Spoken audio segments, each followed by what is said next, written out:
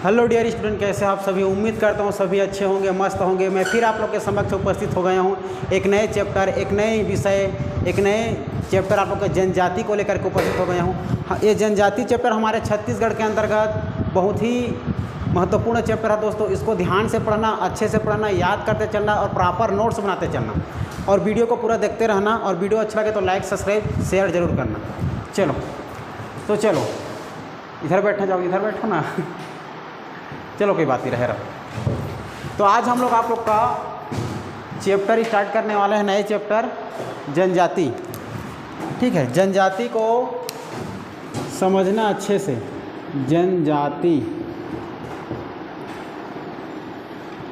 जनजाति ट्राइब, ठीक है। तो हम लोग समझने के लिए इसका कोई परिभाषित रूप से हम लोग इसको नहीं कर सकते। इसको समझने के लिए हम लोग उसके पिछड़ेपन को समझना पड़ेगा। ठीक है, मैं समय को ध्यान में रखते हुए मैं सीधा आप लोग के टॉपिक में आता हूँ। जब उस समय हमारा जनजाति धीरे धीरे विकसित हो रहा था, तो अगर देखा जाए तो हमारे पूरे विश्व में भारत में 5 से 6 प्रकार के जनजाति पाए जाते थे। कितने प्रकार के? 5 से 6। उसी जनजातियों का प्रकार और उप जनजाति हमारे छत्तीसगढ़ से लेकर के भारत में पूरा फैला हुआ है। तो उस समय जब संविधान लिख रहे थे हमारे डॉक्टर भीमराव अम्बेडकर जी, तो उस समय एक आदेश जारी किया, जनजातियों का आदेश। एक सूची छूटी थी जब वो लोग संविधान लिख रहे थे, 42वें सूची। उसी सूची में जनजातियों के बारे में बताया गया है। तो क्या बताया गया देखो। तो भारतीय संविधान के बारे में बताऊँगा। ये सभी को बताने से पहले जनजाति को हम कैसे पढ़ते हैं उसको पहले समझना जरूरी है। तो जनजाति को पढ़ने से पहले हम कैसे कैसे पढ़ेंगे इसको समझना। पहले इसका सामान्य परिचय पढ़ना जरूरी है। जब तक सामान्य परिचय नहीं जानेंगे तब तक इसको समझेंगे नहीं। इसलिए पहला क्या पढ़ेंगे हम लोग? सामान्य परिचय। सामान्य परिचय के बाद पढ़ेंगे कि इसका परिभाषा क्या होता है। परिभाषा क्या होता है, इसका अर्थ क्या होता है, इसका लक्षण क्या क्या होते हैं, कैसे में ये हमारा जनजाति है, विशेषताएं क्या होती हैं। इसके बाद देखने से पहले कितने प्रकार के प्रजातियां होती है जनजाति के। प्रकार, प्रजातियां हो जाएगी तो हम देखेंगे विशेष पिछड़ी जनजातियां देखेंगे। विशेष पिछड़ी जनजातियां, तो विशेष पिछड़ी जनजाति के बारे में देखेंगे। तो इसके बाद इसके अंतर्गत आने वाले कौन कौन से प्रजाति इसको देखेंगे। फिर देखेंगे इसके अंतर्गत कौन कौन सी बुक, कौन कौन से किताब, कौन कौन लिखा है देखेंगे। किताब देखेंगे, किताब कौन किसने लिखा है। फिर देखेंगे इसके अंतर्गत आने वाले आप लोगों का कला, इन लोग का कला संस्कृति। कला संस्कृति के साथ इन लोग को विकास करने के लिए कौन कौन सी योजनाएं अपनाई जाती है, ये सभी को हम लोग देखेंगे। क्लियर है? तो ऐसे स्टेप बाय स्टेप पढ़ते चलेंगे, जिसमें का सबसे इम्पोर्टेंट सामान्य परिचय है। क्लियर है? तो हम लोग पहले देखते हैं आप लोग को जनजाति के बारे में क्या देखते हैं, सामान्य परिचय देखते हैं। ठीक है, तो सामान्य परिचय समझते चलना। पहले देखो सामान्य परिचय जनजाति के बारे में।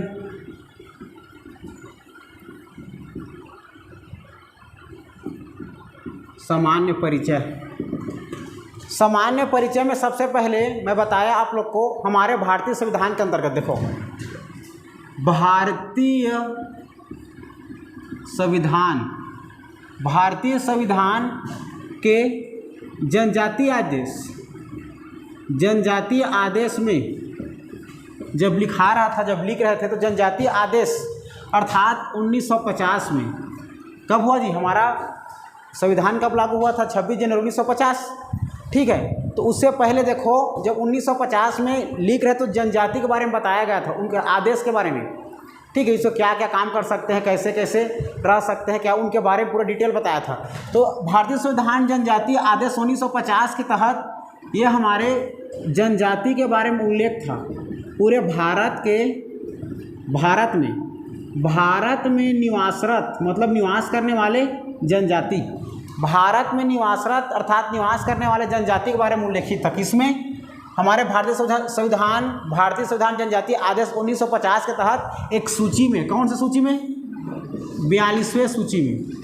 ये अनुसूची नहीं है ना, सूची एक सूची है एक अलग से। ठीक है, भारत में निवासरत करने वाले सभी जनजातियों के बारे में क्या था, उल्लेखित था। जनजातियों के बारे में उल्लेखित, ठीक है, उल्लेखित था। ये बात समझ में, तो उल्लेखित था तो इसको हमारे संविधान के अनुच्छेद 342 में बताया गया था। किनके बारे में, हमारे भारत के जनजातियों के बारे में।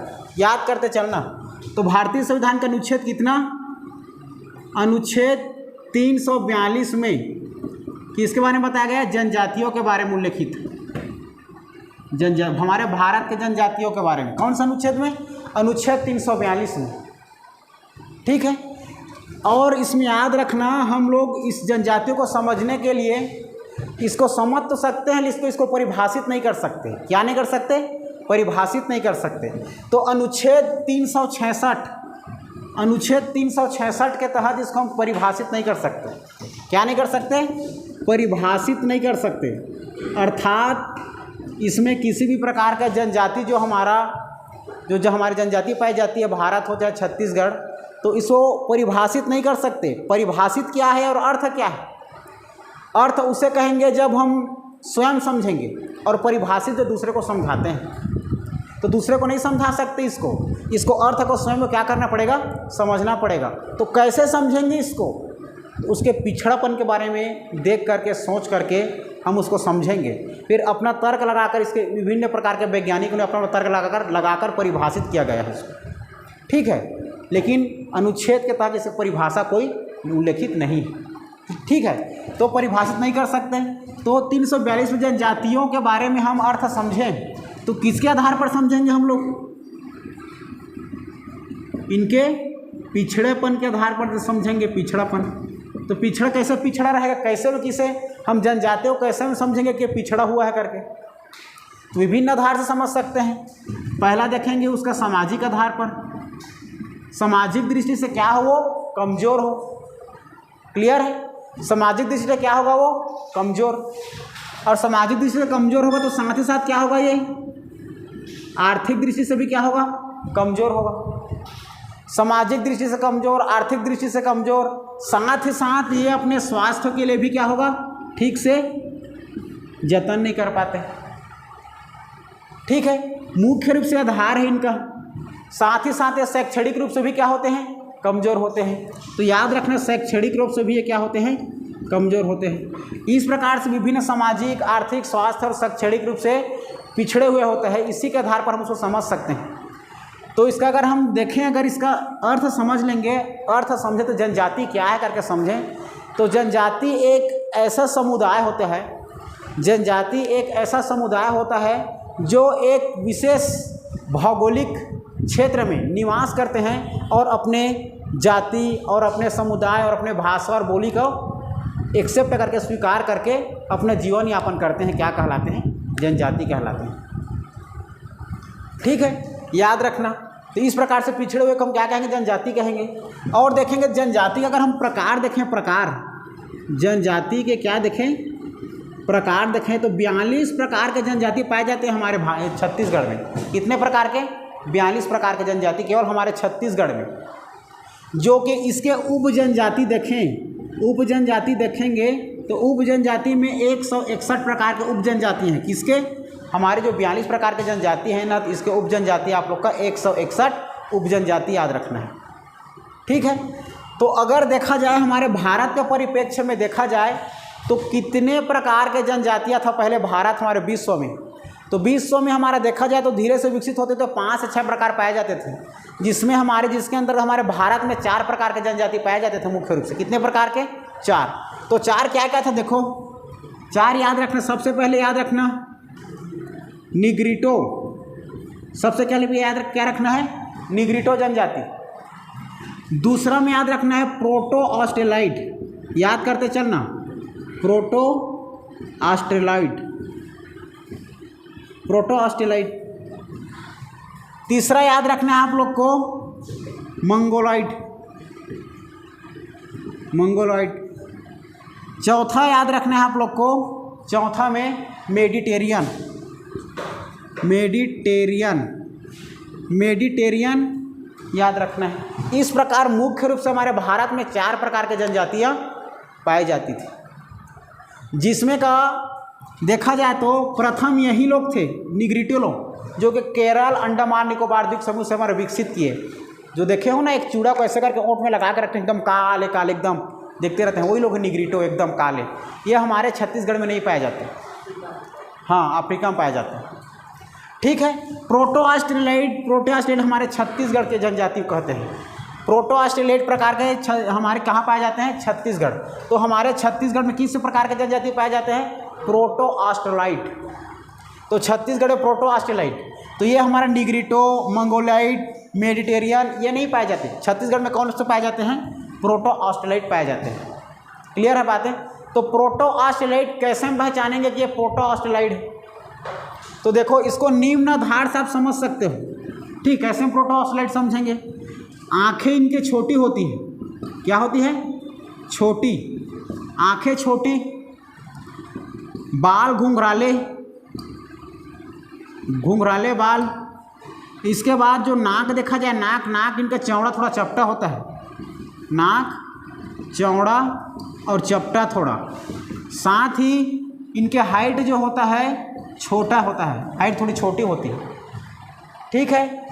और इनके बाल को, आँख को, हाइट को देख करके इनके उम्र का अंदाज़ा नहीं लगाया जा सकता, अर्थात इसके उम्र का अंदाज़ा नहीं लगाया जा सकता। ठीक है। शरीर बॉडी बिल्डर टाइप, गिड्डा टाइप होता है, छोटे छोटे हाइट के, आँख छोटी छोटी रहती है, बाल घुंघराले होते हैं, छोटे हाइट के होते हैं। इस प्रकार के लोग को क्या कहते हैं? प्रोटो ऑस्ट्रेलाइड जनजाति के नाम से जाना जाता है, जो कि हमारे छत्तीसगढ़ में निवास करते हैं। क्लियर है? इतना याद रखना है। इसके बाद देखा जाए जो प्रोटो ऑस्ट्रेलाइड जो प्रकार होता है, यही है हमारे छत्तीसगढ़ में 42 प्रकार के। 42 प्रकार के जनजाति में आपका देखा जाए तो उप जनजाति कितना बताया? 161 उप जनजाति बताया। तो देखा जाए हमारे पूरे छत्तीसगढ़ में जनसंख्या की मैं बात करूं तो हमारे पूरे छत्तीसगढ़ में जनसंख्या कितना है? बताओ आप लोग, कितना है? 2,55,45,198 जनसंख्या है। किसके अनुसार? जनगणना 2011 के अनुसार। ठीक है। हम लोग देख रहे हैं सामान्य परिचय। आपका क्या देख रहे थे? सामान्य परिचय। तो सामान्य परिचय में अगर देखें तो पहला याद रखना, क्या बताया मैं? पहले हमारे छत्तीसगढ़ में कितना जनसंख्या है? सीजी में कितना जनसंख्या है जी? सीजी में कुल जनसंख्या 2,55,45,198 जनसंख्या है। किसके अनुसार? जनगणना 2011 के अनुसार। 2000 जनगणना के 11 के अनुसार। तो इस छत्तीसगढ़ का कुल जनसंख्या 2,55,45,000 जो हज़ार है ना, इसी का 78 लाख 2 ठीक है, 78.22 लाख मतलब संख्या इनका। किसका? केवल जनजातियों का। किसमें का? इसमें टोटल में से आप लोग का जो यह 2 करोड़ है ना, 2 करोड़ में से आप लोग का 78.22 लाख क्या है? आप लोग का केवल जनजातियों की संख्या है, केवल जनजातियों का 78.22 लाख। जिसमें का आप लोग को मैं बता दूं, अगर इसको ये स्वयं में कितना प्रतिशत है? 100% है। तो स्वयं में 100% है, तो इतने में 2 करोड़ में यदि हम 78 लाख को क्या कर देंगे? प्रतिशत निकाल देंगे तो कितना आ जाएगा? 100 में से 30.62% आ जाएगा। अर्थात प्रतिशत में पूछेगा हमारे छत्तीसगढ़ में कितनी जनजातियाँ प्रतिशत में पाई जाती है, तो 30.62% पाई जाती है पूरे छत्तीसगढ़ की जनसंख्या की तुलना में। याद रहेगा? ठीक। इसके बाद देखो, अगर देखा जाए तो हमारे पूरे भारत देश के परिप्रेक्ष्य से हमारे छत्तीसगढ़ की जनजाति कितना है? तो याद रखना 8.6% याद रखना आप लोग, 8.6%। ठीक है। तो 8.6% है, ये किसके तुलना में है? हमारे हमारे देश में अगर तुलना किया जाए छत्तीसगढ़ की जनजाति का, तो छत्तीसगढ़ की जनजाति का 8.6% है केवल भारत की तुलना में। ठीक है। अर्थात भारत में हमारे छत्तीसगढ़ में जनजातियाँ 8.6% है। याद रहेगा? ठीक, इतना याद रखना है। क्या क्या बताया मैं, कितने प्रकार की जनजाति बताया, 42। इससे कितने उप जनजाति बताया, 161। कितने अनुच्छेद बताया, 342 अनुच्छेद में, इतना ही बताया ना। एग्जाम में पूछा जाता है कौन कितने अनुसूची में बताया है, तो याद रखना अनुसूची कितना, 5वें अनुसूची में बताया गया है हमारे भारत अर्थात छत्तीसगढ़ के अनुसूची मतलब जनजातियों के बारे में कि उनका प्रशासन होता है, एसटीओ का प्रशासन, एसटीओ के लिए प्रशासन है हमारे अनुसूची 5 में। ठीक है, मैं बताया था आप लोग को एक बार अनुसूची 5। ठीक, तो अनुसूची 5 में पूरे भारत देश में, पूरे भारत में किसके लिए प्रशासन जी, एसटी अर्थात अनुसूचित जनजातियों के लिए प्रशासन, एससी एसटी के लिए। ठीक है, एससी एसटी के लिए पूरे भारत में प्रशासन है। कौन से राज्य को छोड़कर, असम, त्रिपुरा, मिजोरम और मेघालय को छोड़कर। असम, त्रिपुरा, मिजोरम और मेघालय को छोड़कर सभी राज्यों के जनजातियों का प्रशासन मतलब में प्रशासन संरक्षित करना होता है। कौन सा अनुसूची के तहत, अनुसूची 5 के तहत। फिर अनुसूची 6 जो होता है, अनुसूची 6 ये केवल जो असम, त्रिपुरा, मेघालय, मिजोरम है ना, केवल इसी 4 राज्यों के लिए है प्रॉपर। ठीक है, उसी के लिए क्या किया जाता है, आप लोगों का संरक्षित किया जाता है, प्रशासन किया जाता है। याद रखना अनुसूची इतना। अगर आयोग पूछता है, आयोग कौन से आयोग में बताया गया है जनजाति के बारे में, तो सबसे पहले याद रखना अनुच्छेद आप लोग याद रखना 338। अनुच्छेद 338 में एससी आयोग, एससी आयोग मतलब अनुसूचित जाति आयोग के बारे में बताया गया है। कौन से जाति, 338 में एससी आयोग याद रखना। एससी आयोग मतलब अनुसूचित जाति, अनुसूचित जनजाति नहीं, केवल अनुसूचित जाति। ठीक है, एससी लोग। अगर देखा जाए आयोग की बात करें कौन सा आयोग में, तो 338A में, हमारे 338A अनुच्छेद में, भारतीय संविधान के अनुच्छेद 338A में क्या बताया गया है आप लोगों का, अनुसूचित जनजातियों के बारे में बताया गया है, आयोग के बारे में। कौन सा आयोग के बारे में, अनुसूचित जनजाति अर्थात एसटी आयोग के बारे में बताया गया है। ठीक है, ये इंपॉर्टेंट 338 से पूछा गया था एग्जाम में, एक बार याद रखना। अनुसूचित जनजाति आयोग कौन सा अनुच्छेद में दिया गया है, तो याद रखना अनुच्छेद 338A। लेकिन अनुसूचित जाति पूछेगा केवल, तो अनुसूचित जाति में याद रखना अनुसूचित जाति अलग है, अनुसूचित जनजाति अलग है। ठीक है, तो ये 338 है, याद रखना। ठीक है, इतना, तब इतना जानना है हमें। इसके बाद और आगे बढ़ते हैं। फिर हमें सामान्य परीक्षा के बारे में और बहुत सारी इंपॉर्टेंट बातें याद रखनी है, पूरा इन्फॉर्मेशन समझना है इसके बारे में। तो देखो, सबसे पहले याद रखना, हम सभी जानते हैं कि हमारे छत्तीसगढ़ की सबसे बड़ी जनजाति की समुदाय कौन सी है, गोंड जनजाति की है। तो पहला फैक्ट याद रखना आप लोग, पहला फैक्ट क्या याद रखोगे, सबसे बड़ी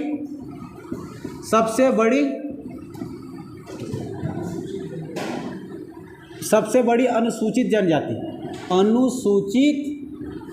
जनजाति, वो क्या लिखे रहेगी एग्जाम में, सबसे बड़ी अनुसूचित समुदाय के लोग, समूह के लोग। ठीक है, तो समुदाय समूह एक ही है। ठीक है, तो सबसे बड़ी अनुसूचित जनजाति समूह या समुदाय के लोग कौन से रहते हैं, गोंड, अर्थात गोंड हमारे छत्तीसगढ़ के सबसे बड़ी जनजाति है। ठीक है, फिर याद रखना दूसरा फैक्ट याद रखना इसमें, ये तो हो गया हमारा। तो पूछा जाता है हमारे बस्तर में कौन सी बोली जाती है, बस्तर के लोग कौन सी बोली बोली जाती है। ठीक है, तो याद रखना गोंड है हमारा सबसे, तो गोंड में याद रखना बस्तर से जो गोंड जनजाति होती है क्या कौन सी बोली जाती है, गोड़ी बोली जाती है, गोड़ी बोली। कौन सी बोली जी, गोड़ी बोली। और सरकारी तौर पर प्रशासनिक जो सरकारी तौर पर वहाँ पर जो एक्सेप्ट होती है, जो बातें जो सरकार समझती है, तो सरकारी प्रशासनिक भाषाएं कौन सी है, बस्तर के संभाग के जनजाति की, ये गोढ़ी लोगों को। तो याद रखना हल्बी को सरकारी प्रशासनिक भाषा कहा जाता है। क्यों ऐसा कहा जाता है, क्योंकि वहाँ के लोग जब बाहर पिछड़े हुए हैं तो बाहर नहीं निकल पाते, तो वहीं की भाषा बोलते हैं, तो समझना तो पड़ेगा हमें। तो समझने के लिए सरकार ने उसको सरकारी भाषा है, आप लोग आप बता सकते हो करके बोल दिया गया है, इसीलिए सरकारी बोली बोल दिया जाता है इसको। कौन सी, हल्बी बोली को बस्तर के हल्बी बोली कौन सी बोली कहा जाता है, सरकारी बोली कहा जाता है। ठीक है, जनजातियों की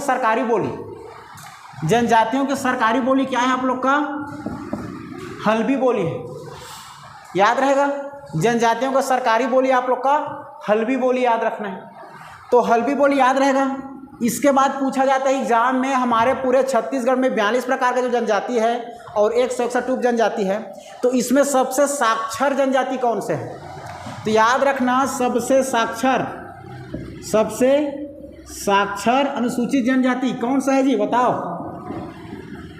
सबसे साक्षर अनुसूचित जनजाति आप लोग का उराव याद रखना है, उराव याद रहेगा। उराव हमारा सबसे साक्षर अनुसूचित जनजाति है। इसके बाद पूछा जाता है, क्या पूछा जाता है, छत्तीसगढ़ में हमारे सबसे सर्वाधिक अनुसूचित जनजाति वाला जिला पूछा जाता है। सर्वाधिक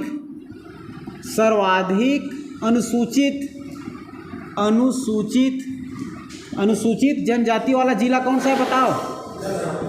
जनजाति वाला जिला आप लोग का सरगुजा जिला याद रखना, सरगुजा। कौन सा जिला? सरगुजा। अगर इसी में सर्वाधिक अनुसूचित जनजाति जनसंख्या वाला जिला करके पूछ देगा, इसी में अगर मैं लगा दूं सर्वाधिक, ठीक है, सर्वाधिक अनुसूचित जनजाति जनसंख्या लगा दूं, केवल मैं जनसंख्या, तो जनसंख्या वाला जिला कौन है अगर एग्जाम में पूछा जाएगा तो याद रखना है आप लोग को जसपुर। यहाँ पर ज़्यादा जनसंख्या मात्रा में मिलती है, अलग अलग प्रकार से, उराव, मुंडो, खड़िया, एक प्रकार का मिलता है ज़्यादा जनसंख्या में, समझ रहे हो। और यहाँ संख्या में मिलता है लेकिन कम रूप में मिलता है, लेकिन अधिक जनजाति यहाँ भी मिलती है, समझ रहे हो बात को, समझ रहे हो ना। ज़्यादा जनसंख्या बोला जाएगा तो जसपुर जिला, और सर्वाधिक अनुसूचित जनजाति वाला जिला पूछेगा तो सरगुजा जिला, याद रहेगा। फिर से पूछा जाएगा आप लोग का एग्जाम में, क्या पूछा जाएगा, आर्थिक रूप से समृद्ध, ये सभी जनरल इंफॉर्मेशन बता रहा हूँ ना मैं, आप लोग का केवल सामान्य परिचय बता रहा हूँ, समझना अच्छे से। तो आर्थिक रूप से समृद्ध जनजाति कौन है बताओ। आर्थिक रूप से समृद्ध अनुसूचित जनजाति याद रखना है आप लोग को, हलबा याद रखना है, हलबा। ये हलबा लोग हमारे कांकेर तरफ बस्तर संभाग के अंतर्गत हल्बी बोली बोलते हैं लोग, याद रखना है। तो आर्थिक रूप से समृद्ध कौन सा जनजाति? हलबा।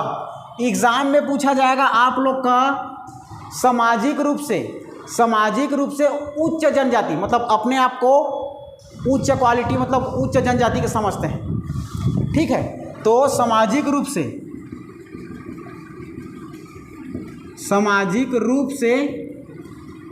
उच्च जनजाति कौन है भाई? याद रखना है ना, भतरा लोग अपने आप को उच्च जनजाति के लोग समझते हैं, हम ही राजा, हम ही प्रजा, हम ही सब लोग बोलते हैं। हाँ, ये लोग ब्राह्मण लोग को भी इससे भी बड़ा समझते हैं अपने आप को, समझना इस बात को। हाँ ठीक है, हम ही लोग इस दुनिया में पहले आए थे, हम ही लोग राजा है, आपने तो बाकी सब ऐसा कर लिया समझते हैं, ठीक है। तो याद रखना सामाजिक रूप से उच्च जनजाति लोग कौन समझते हैं अपने आप को? भतरा, और इसको भतरा को ही मानते हैं। सामाजिक रूप से उच्च जनजाति भतरा, याद रहेगा।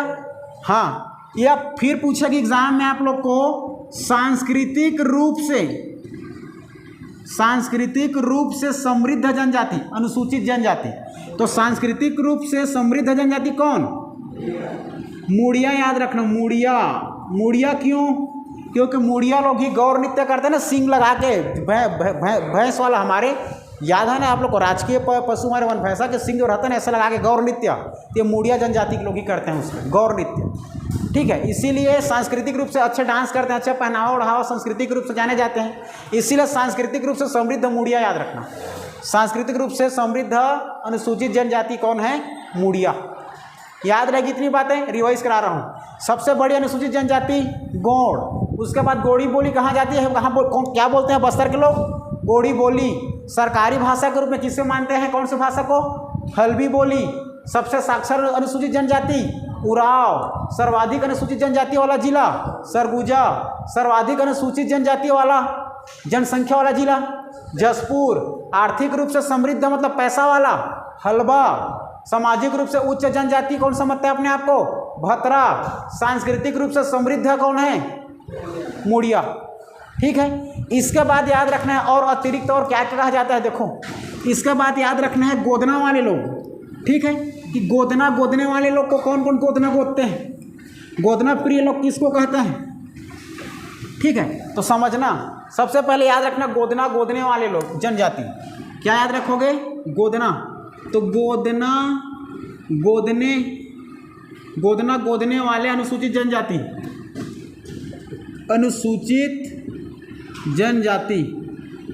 गोदने वाले अनुसूचित जनजाति एग्जाम में पूछा जाता है बार बार। याद रखना आप लोग, सबसे पहले याद रखना ओझा, क्या याद रखोगे, ओझा याद रखोगे। ओझा के बाद याद रखना है आप लोग को यहाँ पर बंजारा के बाद याद रखना है देवार के बाद याद रखना है कुंजर। ये सभी क्या करते हैं, गोदना गोदते हैं, गोदना, ठीक है जी, गोदना गोदते हैं। तो गोदना गोदने वाले हैं लोग, तो कोई लोग गोदना गोदवाने वाले हैं, ठीक है। तो गोदना गोदवाने वाले जनजाति पूछा जाता है, गोदना गोदवाने वाले जनजाति, गोदना गोदवाने वाले जनजाति कौन, याद रखना है आप लोग को कमार लोग गोदना क्या करवाते हैं, गोदवाते हैं, पूरा गोदवाए रहते हैं। देखना ये कमार लोग ही है जो गोदना गोदवाते हैं, किससे, ओझा लोग से, देवार लोग से आते रहते हैं ना, पूरा घूमते रहते हैं गली गली में। आजकल तो ऐसा नहीं देखने को मिलता, नहीं तो एक से आवाज़ में निकाल के ले गोदना गोदवा ले, ये करवा ले, देवार लोग आते थे, है ना, वही लोग थे, ओझा बोलते हैं हम लोग, ठीक है। गोदना गोदवाने वाले और गोदना को प्यार करने वाले जी प्रिय, तो वो लोग देख के ही अरे वाह क्या सुंदर गोदना है, कहने का मतलब गोदना प्रिय जनजाति, वो लोग पसंद करते हैं उसको, ठीक है। तो याद रखना गोदना प्रिय जनजाति, गोदना प्रिय अनुसूचित जनजाति क्या है आप लोग का, बैगा याद रखना, बैगा याद रहेगा, बैगा। ये इतना हमारे जनजातियों के बारे में मुख्य फैक्ट याद रखना है। इसके पश्चात जो हमारा बैगा है, बैगा जी, बैगा को हमारे राष्ट्रपति का क्या कहा जाता है, राष्ट्रपति का दत्तक पुत्र के नाम जाना जाता है, राष्ट्रपति का दत्तक पुत्र। क्यों, अगर बैगा को कुछ हो जाएगा तो कौन इलाज करेगा, कौन झाड़ फूक करेगा, इसीलिए इसको जनजाति के थ्रू से बैगा को राष्ट्रपति का दत्तक पुत्र के नाम से जाना जाता है, ठीक है। याद रखना है बैगा ही याद रखना, ठीक है। इतना हमारे इम्पोर्टेंट है एक सामान्य परीक्षा के बारे में। और आगे बढ़ते हैं, पूछा जाता है एग्ज़ाम में आप लोग का क्या पूछेगा, जो हमारा अनुसूचित जो जनजातियां हैं किसके नाम पर पड़ा, कैसे नाम पड़ा इसका। तो जो हमारा जब राज्य अलग नहीं हुआ था तो राज्य हमारा पहले किस में था, मध्य प्रदेश में। तो राज्य पुनर्गठन अधिनियम 2000, राज्य पुनर्गठन अधिनियम 2000 के तहत जो नाम भील था, जो नाम कोल था, जो नाम भतरा था, जो नाम कमार था, सेम टू सेम हमारे छत्तीसगढ़ में भी वही पहचान किया जाएगा। कौन से अधिनियम के तहत, राज्य पुनर्गठन अधिनियम 2000 के तहत। क्लियर, इस बातों को याद रखना। चलो, तो इस प्रकार हो गया, ये हो गया। अब देखते हैं हम लोग इसका आगे देखते हैं, आगे पढ़ते हैं। इसका भी एक परिभाषित को समझा दिया मैं, परिभाषा को समझना इसका। तो परिभाषा में क्या समझोगे, लोगों को ऐसे समुदाय अर्थात जनजातियों को ऐसे समुदाय जो एक विशेष क्षेत्र, भौगोलिक क्षेत्र में निवास करते हैं, केवल अपनी भाषा और अपनी बोली बोलते हैं और अपना जीवन यापन करते हैं। ठीक, क्या कहलाते हैं आप लोग का, जनजाति कहलाते हैं। इसका एक अलग से विशेष बोली होगी, अलग से इसका शादी विवाह होगा। इसमें भी एक निषेध होता है, निषेध कई प्रकार के निषेध करते हैं लोग भी, अर्थात इनकार करते हैं, बहुत सारी चीज़ को नहीं मानते हैं। तो इसका निषेध शब्द को ये लोग कौन से शब्द से प्रयोग करते हैं कि पूछा जाता है, टैबू। ठीक है, टैबू शब्द से उपयोग करते हैं हम लोग। नहीं, निषेध मतलब नहीं करेंगे बोलते हैं ना, तो टैबू मतलब ये नहीं करना है, निषेध है, ऐसा बोलते हैं। ठीक है, ये तो चलो देखते हैं, आगे देखते हैं अपन समझना। सबसे पहले देखेंगे, अब जैसे जैसे बात आगे बढ़ती गई तो जनजातियों के बारे में हमारे कौन सी जनजाति पाए जाते हैं यहाँ, कौन से प्रकार के, प्रोटो ऑस्ट्रेलाइट है ना भाई। तो प्रोटो ऑस्ट्रेलाइट पाए जाते हैं, प्रोटो ऑस्ट्रेलाइट। ठीक, चलो तो जनजातियों के हम बुक के बारे में देखें, पुस्तक कौन कौन के पुस्तक कहाँ कहाँ कौन कैसे लिखी है। ठीक है, चलो देखो, तो जनजातियों के बारे में देखेंगे पुस्तक कौन कहाँ कहाँ कैसे लिखे हैं। तो समझना, सबसे पहले याद रखना, देखो ए याद रखना, ए के बाद बी याद रखना, बी के बाद जी याद रखना। ठीक, ए बी जी याद रखना, याद करते चलना, अच्छे से याद करवा रहा हूँ। ए से याद रखना है अबुझ और अगरिया, अगरिया याद रखना, अगरिया। इसमें सब में आपको द लगाना है, द अगरिया। बी से बैगा, द बैगा। जी से याद रखना है गोड़, गोड़ या किसी में गौर लिखा रहता है। ठीक है, the Agaria, the Baiga, the Gaur. और इसमें क्या है जी, माड़िया, माड़िया एंड देयर घोटुल, घोटुल एक युवा गृह है भाई। ठीक है, Maria, the Maria and their Ghotul, सब में द लगाना है, the Agaria, the Baiga, the Gaur, the Maria and their Ghotul नामक पुस्तक किसने लिखी है? इस जनजाति के बारे में किसने लिखा है? कौन लिखा है भाई? वेरियर एल्विन याद रखना, वेरियर एल्विन, वेरियर एल्विन याद रखना। इसके बाद आना है आप लोग को, ये तो पहला हो गया। दूसरा देखो, दूसरा में याद रखना है आप लोग को बिरहोर या भील याद रख लो, भील, भील, भील मतलब द भील, द भील किसने लिखा है? तो याद रखना है आप लोग को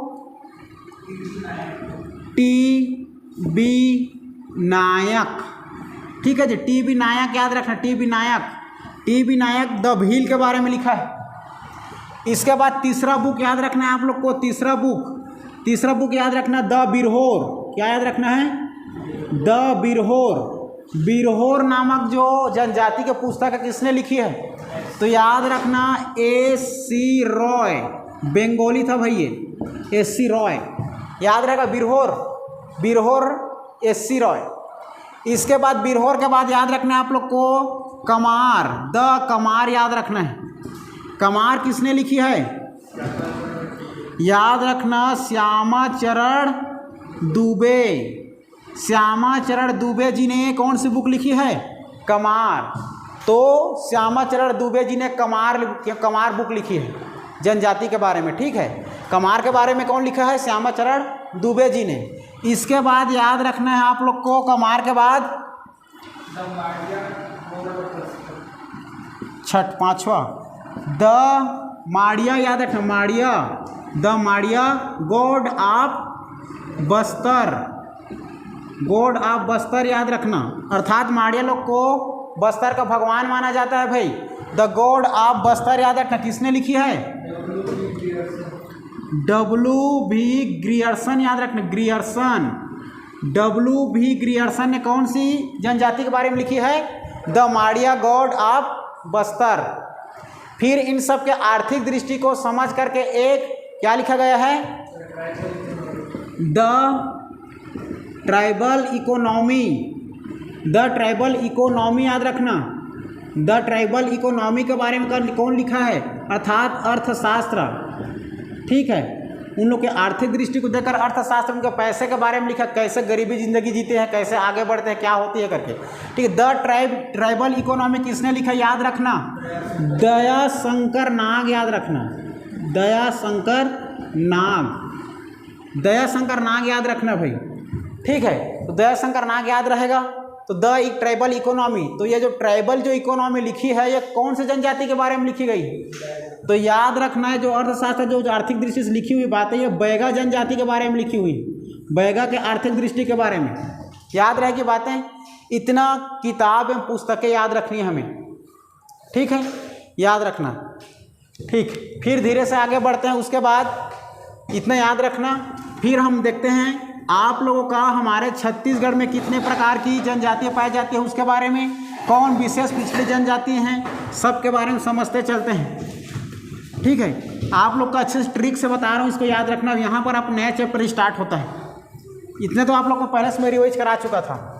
अब चलो, अब हम लोग हेडिंग डालते हैं विशेष पिछड़ी जनजाति, विशेष पिछड़ी जनजाति याद रखना। विशेष पिछड़ी जनजाति। सबसे पहले जानते हैं कि विशेष पिछड़ी जनजाति किसे कहते हैं। ठीक है, तो वही जो बताया मैं आप लोग को, विशेष पिछड़ी जनजाति। तो याद रखना हमारे सबसे पहले भारत में, कहाँ जी, भारत में कितने प्रकार की जनजाति पाई जाती हैं? 532 प्रकार के जनजाति निवास करते हैं भारत में। कितने प्रकार के? 532 प्रकार के जनजाति क्या करते हैं? निवासरत है, अर्थात निवास करते हैं। ठीक है, भारत में 532 प्रकार के जनजाति निवासरत है, जिसमें का 75 प्रकार के जनजातियों को क्या माना गया है? जनजाति को आप लोग का विशेष पिछड़ी जनजातियों गिनती में दर्जा दिया गया है।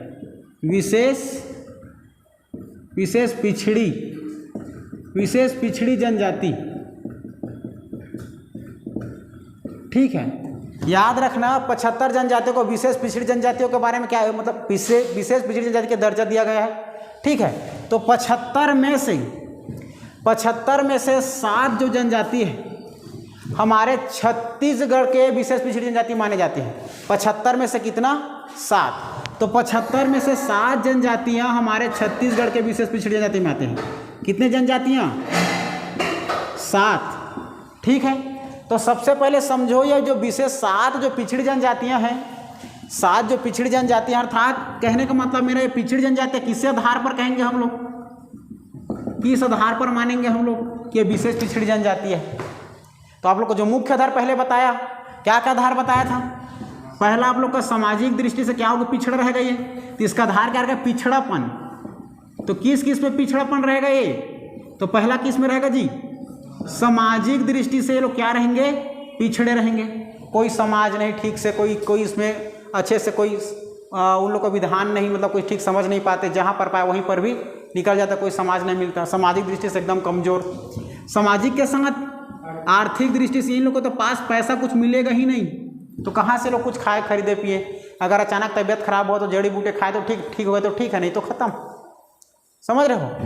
फिर इसके बाद याद रखना आर्थिक दृष्टि के साथ स्वास्थ्य, याद रखना स्वास्थ्य। तो स्वास्थ्य मतलब स्वास्थ्य वही है, ठीक हो गए तो ठीक, स्वास्थ्य अगर अच्छा है तो ठीक है, नहीं तो पानी गिरते गिरते भी वहीं पर सो जाएंगे। ठीक है, देखा जाए तो इनका आबादी जनसंख्या अगर देखा जाए तो इनके जो हमारे विशेष पिछड़ी जनजाति में केवल कितना % हमारे भारत में पाए जाते हैं? 2% पाए जाते हैं। तो 2% पाए जाते हैं, इसलिए तो इसको संरक्षण किया जाएगा। यदि आबादी ही कम है, अगर ये लोग मर जाएंगे तो कैसे करेंगे? जनजाति लोग कैसे, कौन संरक्षण करेगा? तो केवल आबादी, अगर जनसंख्या इसका 2% है, तो 2% है, तो 2% तब इसको क्या करेंगे हम लोग? संरक्षण करेंगे। तो संरक्षण तो हम लोग नहीं कर सकते भाई, तो कौन करेगा? किसका दायित्व है? सरकार का। तो इसका जो बहुत कम जनसंख्या, इसको बढ़ाने के लिए सरकार इसको एक विशेष संरक्षित किया जाता है, एक विशेष प्रावधान दिया जाता है, इनको विशेष पिछड़ी जनजाति में रखा जाता है, इन सभी के क्या करने के लिए? विकास करने के लिए। ठीक है, तो जो 2% इसको बढ़ाने के लिए, याद रखना। क्लियर है बातें? तो चलो देखो, तो 2% जो सबको इस जनजाति को बढ़ाने के लिए जो पिछड़ापन है उसको विशेष पिछड़ी जनजाति में रखें, कौन दायित्व, किसका दायित्व है? सरकार का। तो हमारे भारत में कितने प्रकार का सरकार? एक केंद्र का सरकार और एक राज्य का सरकार। तो जो हमारे छत्तीसगढ़ में कितने प्रकार की जनजातियां पाई जाती है? 7 प्रकार। तो 7 प्रकार की जनजाति पाई जाती है। तो इसमें का याद रखना 5 जनजाति है, किसके द्वारा विशेष मतलब संरक्षित किया जाता है? तो 5 केंद्र सरकार द्वारा घोषित पिछड़ी जनजाति है। ये कौन? ये 5 लोग। कौन 5 लोग है बताता हूँ। केंद्र सरकार द्वारा, फिर याद रखना 7 में से 5 इधर, तो 2 इधर याद रखना है। ठीक है, तो 2 याद रखना है राज्य सरकार द्वारा। 2 क्या याद रखना है? राज्य सरकार द्वारा। तो 5 केंद्र सरकार द्वारा घोषित पिछड़ी जनजाति और 2 राज्य सरकार द्वारा विशेष पिछड़ी जनजाति। तो याद रखना है 5 केंद्र सरकार द्वारा संरक्षित किया जाता है, ये कौन कौन है? याद रखना है। आप लोग को मैं ट्रिक बता रहा हूँ, याद करना अच्छे से। ए याद रखना है, डबल बी और डबल के याद रखना है। ए, डबल बी और डबल के वेरी वेरी इंपॉर्टेंट हमारे एग्ज़ाम के लिए। एग्ज़ाम में पूछा जाता है, सबसे पहले पूछा जाएगा हमारे छत्तीसगढ़ में कितने प्रकार के विशेष पिछड़ी जनजातियां को घोषित किया गया है, कितना? 7। जिसमें का कितने जनजातियों को विशेष पिछड़ी जनजाति में शामिल किया गया है केंद्र सरकार के द्वारा? 5। कितने को राज्य सरकार के द्वारा? 2। तो 5 जो जनजातियां हैं जो विशेष केंद्र सरकार द्वारा, उसको मतलब कौन कौन से वो जनजाति है, नाम बताइए। तो नाम याद रखना आप लोग। तो विशेष पिछड़ी जनजाति जो हमारे केंद्र सरकार द्वारा घोषित है, जो संरक्षित किया जाता है, याद रखना। ए से याद रखना है आप लोग को अबूझ माड़िया, अबूझ माड़िया याद रखना, अबूझ माड़िया याद रहेगा, अबूझ माड़िया। अबूझ माड़िया से बी से याद रखना है आप लोग को बैगा, बी से बैगा।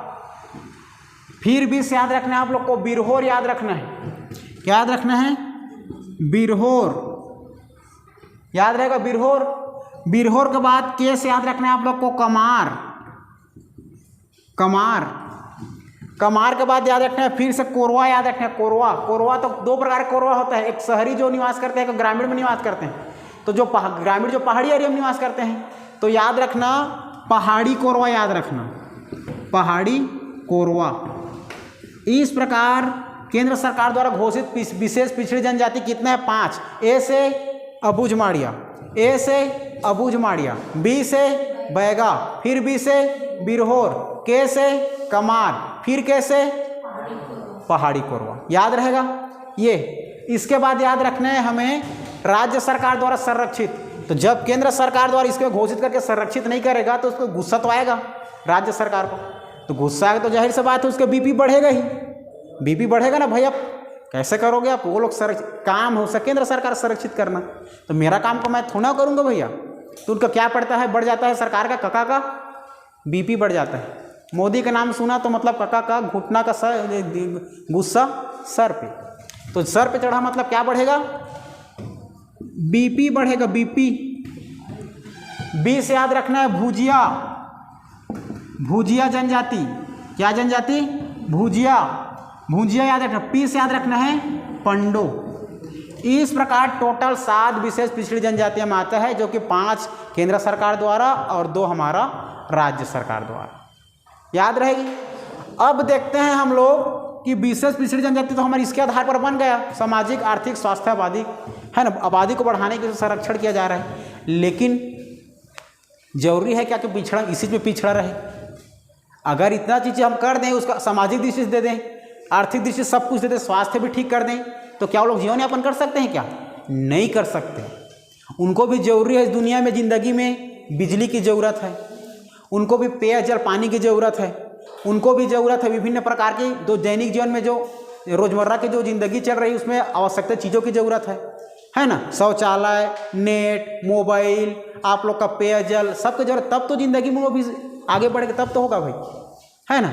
तब जाकर के वो हमारे इसमें शामिल होगा, ठीक है। लेकिन वो लोग भीड़ भाड़ से डरते हैं भाई, वो लोग को ही अपना अपना दैनिक जीवन समझते हैं, उसी में रहना पसंद करते हैं। सरकार अपना मुद्दा काम उठाए और इसमें अपना जनसंख्या बढ़ाए, तब तो ठीक रहेगा, ठीक है। तो इस प्रकार होता है। अब देखते हैं कि हमारे जो विशेष पिछड़ी जनजाति है कहाँ कहाँ पाई जाती है हमारे छत्तीसगढ़ के अंतर्गत, इसको देखते हैं। चलो देखते हैं, है ना। अरे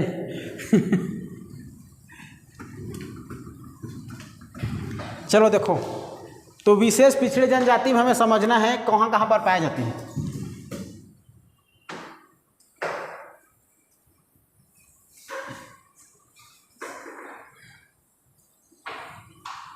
समझ ले आप लोग का एक छत्तीसगढ़ का नक्शा, मैप, ठीक है। तो हम जानते हैं, क्या जानते हैं, देखो विशेष पिछड़ी जनजाति में केंद्र सरकार द्वारा कितना है जी? 5। क्या क्या था? ए, डबल बी और डबल के, यही था ना। ए बी स्क्वायर के स्क्वायर। ए से पहला क्या था? अबूझ माड़िया। तो अबूझ माड़िया कहाँ पाई जाती है? अबूझ माड़िया जनजाति याद रखना आप लोग, ठीक है। चलो देखो, अबूझ माड़िया यह हमारा है आप लोग का, यह आप लोग का बस्तर संभाग, ये आप लोग का दुर्ग, और ये बिलासपुर, और ये आप लोग का बिलासपुर, और ये आप लोग का सरगुजा। तो याद रखना ये है आप लोग का नारायणपुर, नारायणपुर, ठीक है। नारायणपुर के बाद याद रखना बीजापुर, बीजापुर के राइट साइड में याद रखना है दंतेवाड़ा, दंतेवाड़ा। ठीक है, तो नारायणपुर, बीजापुर और दंतेवाड़ा याद रहेगा।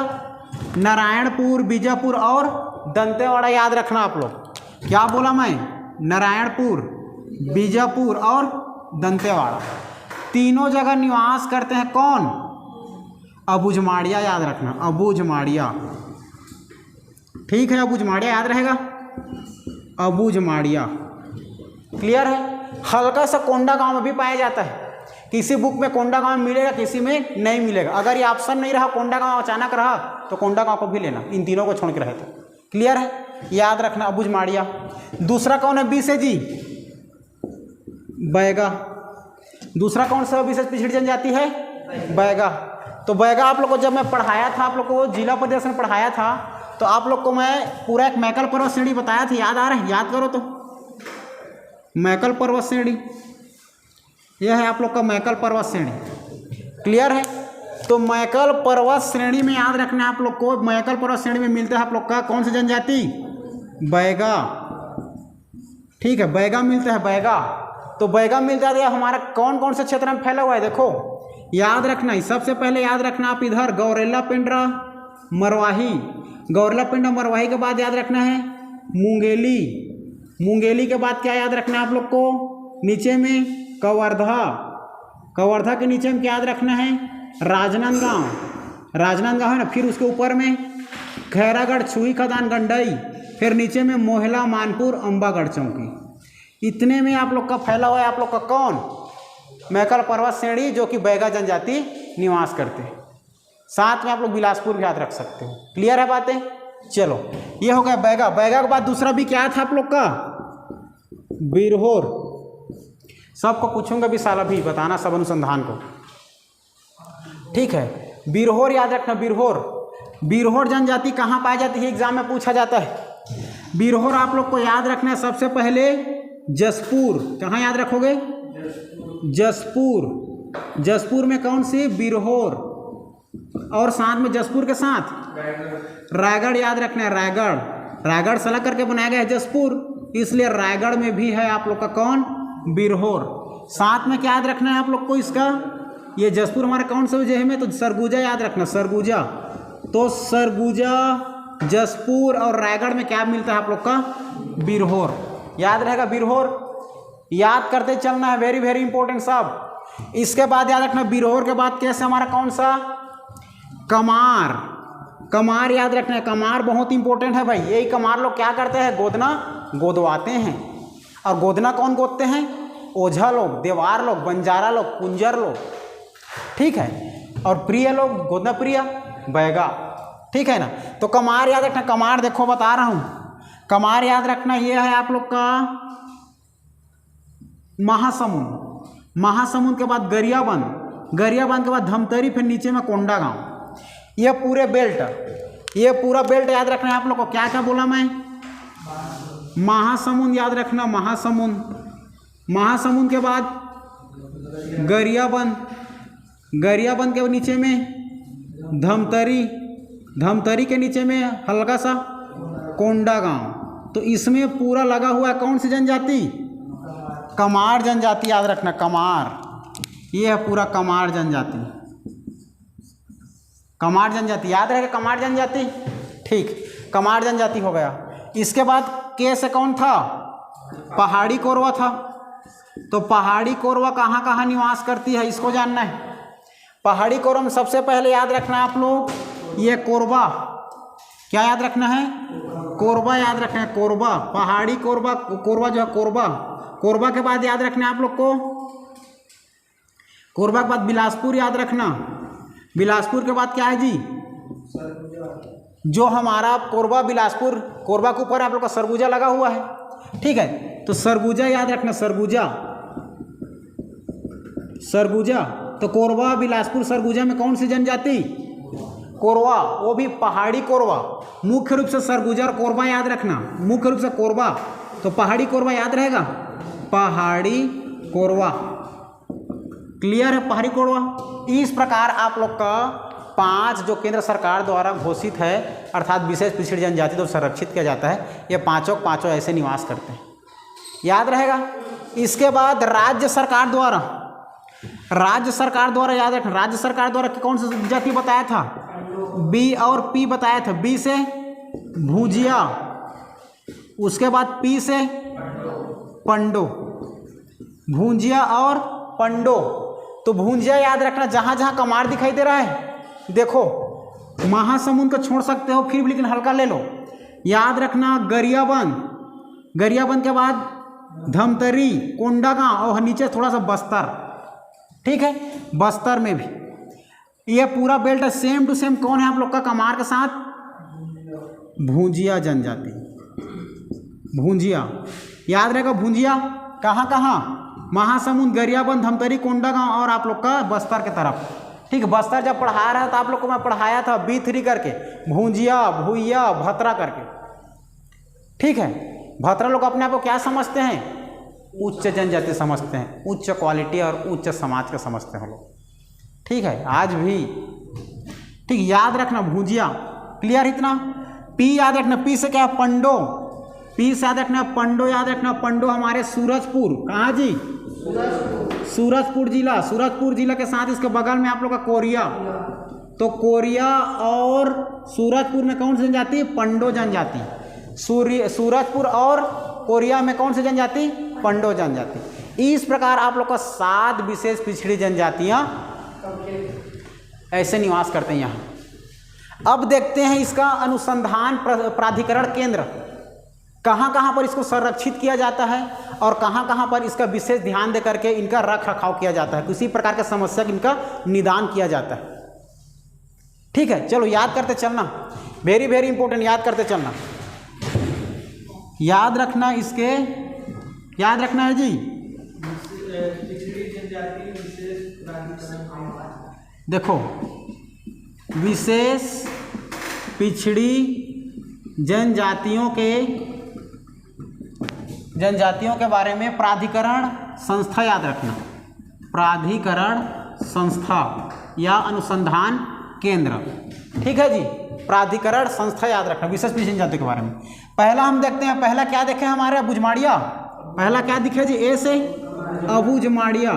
तो अबूझमाड़िया याद रखना विशेष पिछड़ी जनजाति, विशेष पिछड़ी जनजाति कौन, ए से अबूझमाड़िया। तो अबूझमाड़िया विकास प्राधिकरण, इसी प्राधिकरण को हम लोग, प्राधिकरण को क्या लिख सकते हैं पता है, अभिकरण भी लिख सकते हो, प्राधिकरण या अभिकरण, ठीक है। अनुसंधान केंद्र, ठीक है, विकास प्राधिकरण केंद्र भी बोल सकते हो। तो याद रखना विशेष पिछड़ी जनजाति कौन, अबूझमाड़िया, विशेष पिछड़ी जनजाति अबूझमाड़िया विकास प्राधिकरण केंद्र कहाँ है, याद रखना वेरी वेरी इंपॉर्टेंट, नारायणपुर में है भाई आप लोग का अबूझमाड़िया लोगों के लिए प्राधिकरण केंद्र, याद रहेगा। उसके बाद बी से क्या देखें हम लोग, बी से याद रखना बैगा। तो बैगा विशेष पिछड़ी जनजाति, ठीक है, विशेष पिछड़ी जनजाति बैगा का विकास प्राधिकरण केंद्र कहाँ है, बैगा विकास प्राधिकरण केंद्र कहाँ है जी, याद रखना आप लोग कबीरधाम जिला, जगह का नाम है कवर्धा, ठीक है, कवर्धा जगह है और कबीरधाम जिला है, ठीक है। बैगा याद रहेगा। बैगा के बाद याद रखना है बी के बाद एक और बी से क्या हो जाएगा, दूसरा बी से बिरहोर। तो बिरहोर याद रखना, बिरहोर विकास प्राधिकरण केंद्र कहाँ है, याद रखना आप लोग को जसपुर, याद रखना जसपुर, याद रहेगा जसपुर, ठीक। यहाँ पर अब बैगा और बिरहोर दोनों को एक साथ क्या संकेंद्रण किया जाता है, मतलब इन लोग को किसी प्रकार का निदान किया जाता है। तो याद रखना आप लोग, देखो इतना याद रहेगा। पहला देखो, पहला क्या बताया, अबूझमाड़िया का प्राधिकरण केंद्र कहाँ, नारायणपुर। उसके बाद बैगा का कवर्धा कबीरधाम, फिर बिरहोर का जसपुर। अब देखो इसके बाद फिर आप लोग बिरहोर और बैगा, बिरहोर प्लस बैगा दोनों का विकास प्राधिकरण केंद्र कहाँ है, याद रखना ये बिलासपुर में है भाई, बिलासपुर में। ठीक, बिरहोर प्लस बैगा के विकास के प्राधिकरण केंद्र के लिए कहाँ है संस्था इसका? बिलासपुर में। फिर पूछा जाएगा आप लोग को बिरहोर और पहाड़ी कोरवा, क्या पूछा जाएगा? पहाड़ी कोरवा, इसका कहाँ है करके एग्जाम में पूछा जाएगा। बिरहोर और पहाड़ी कोरवा का जो आप लोग का विकास प्राधिकरण केंद्र है कहाँ है आप लोग का? जसपुर, याद रखना। कहाँ याद रखोगे? जसपुर। क्लियर है? इसके बाद आप लोग को पूछेगा क्या हो गया? पहाड़ी कोरवा के बाद हमारा आ जाएगा कमार। कमार दिख रहा है? कमार कहाँ पाया जाता है? गरियाबंद, धमतरी, कोंडागांव, महासमुंद दिख रहा है। तो ये कमार जो है हमारा मुख्य रूप से गरियाबंद में पाया जाता है, बाकी सब में फैला हुआ है धमतरी, कोंडागांव, महासमुंद में। तो कमार देख लो, और कमार में अगर हमारा कमार के साथ और देखें जो राज्य सरकार द्वारा संरक्षित भुजिया भी है, तो कमार और भुजिया दोनों के विकास प्राधिकरण केंद्र, विकास प्राधिकरण केंद्र कहाँ है? याद रखना है आप लोग को, गरियाबंद। गरियाबंद याद रहेगा, गरियाबंद। लास्ट में बच गया आप लोग का 2 ठन और बच गया, पंडो बच गया, और एक आप लोग का पहाड़ी कोरवा। पहाड़ी कोरवा, पहाड़ी कोरवा का विकास प्राधिकरण केंद्र। ठीक है, याद रखना पहाड़ी कोरवा का आप लोग को यही याद रखना, अंबिकापुर। क्या याद रखोगे? अंबिकापुर याद रखना, अंबिकापुर सरगुजा, अंबिकापुर सरगुजा जिला, अर्थात अंबिकापुर में इसका क्या है भाई कि कौन सी जनजाति का प्राधिकरण केंद्र है? विकास पहाड़ी कोरवा याद रखना है।